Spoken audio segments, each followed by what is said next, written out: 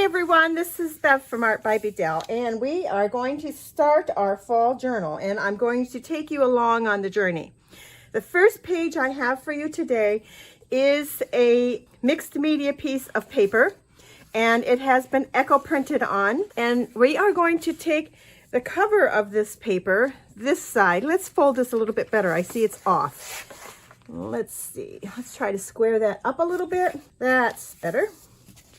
So now we have this paper, and on the front of it, I want a flip out. So I've taken a piece of ledger paper that I have coffee stained and used a stencil on.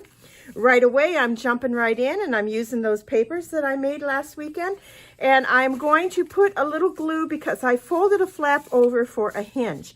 And I'm going to take and just put a little stream of the art glitter glue right down along this edge, so that I can glue it on so that when I take it over to my sewing machine, it doesn't move around for me. Here we go. Let's put our little bit of glue on here. Close that up so it doesn't dry out on us.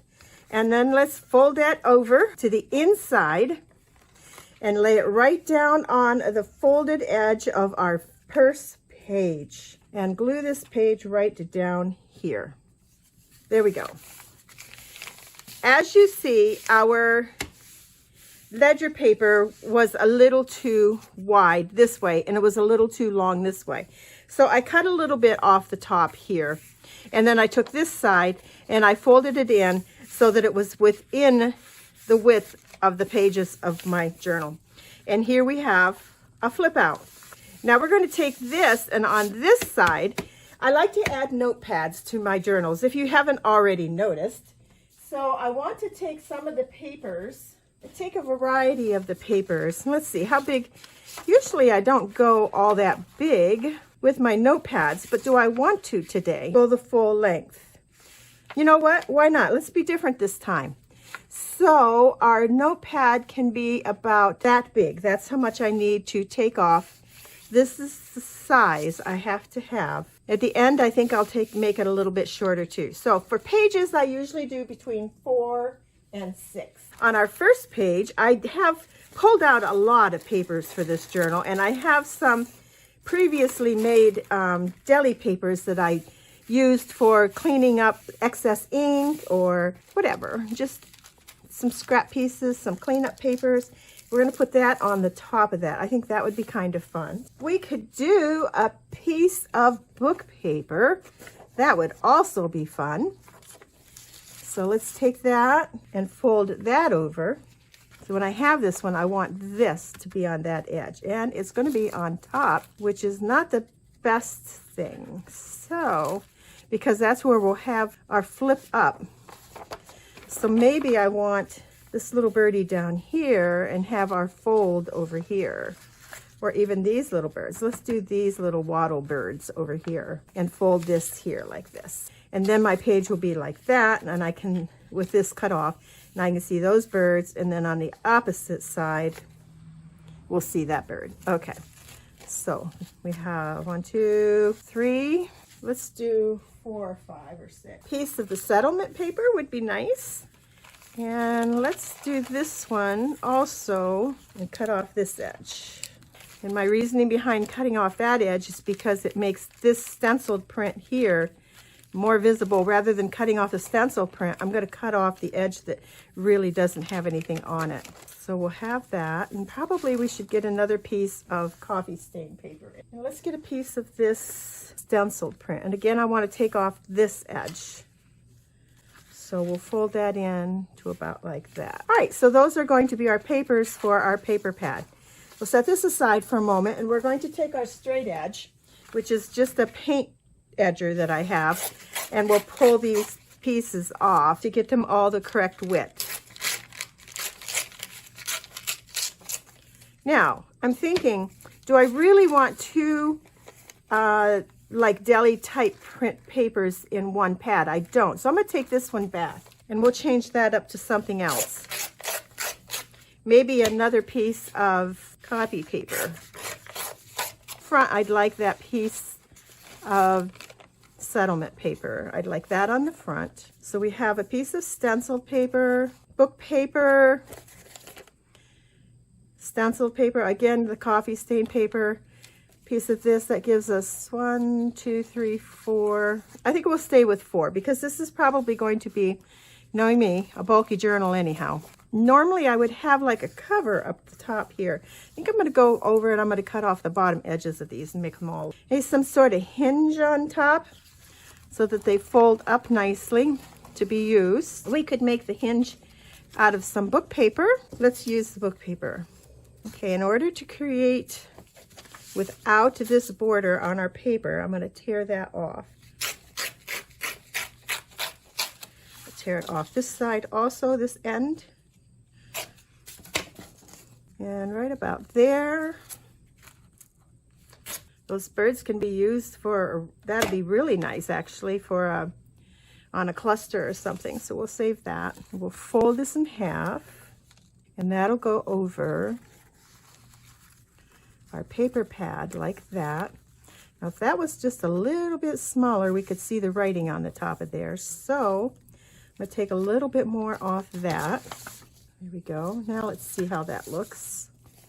And I didn't do it off both ends. I just did it off the front. So the back will still be wider. Let's see how that fits on there now. Yes, now we can see that, what that paper is up here. I like that. And I'm also going to cut a little bit off this to make it more even. So there we have created our paper pad. Now I will sew this on by sewing machine. I will attach it to my page also by the sewing machine.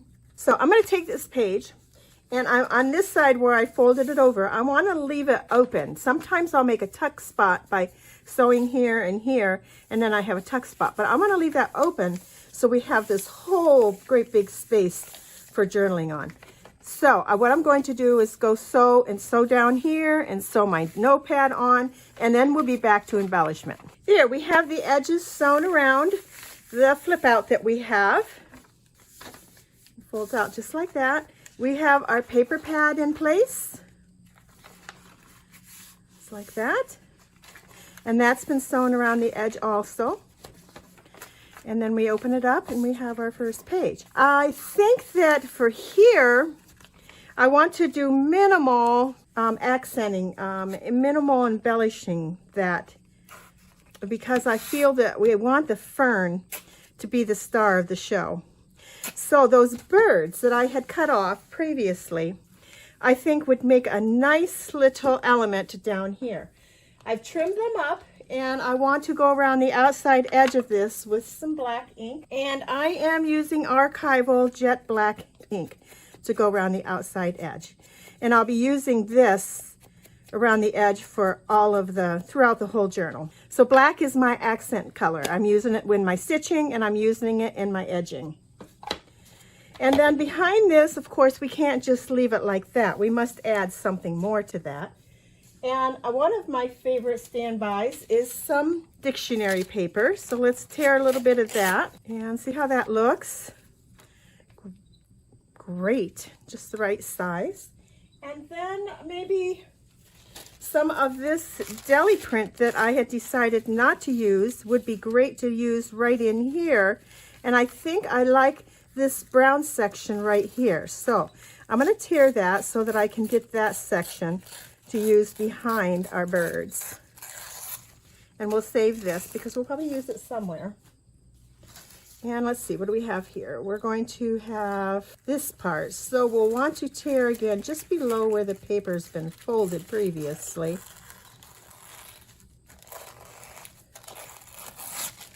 Here we go.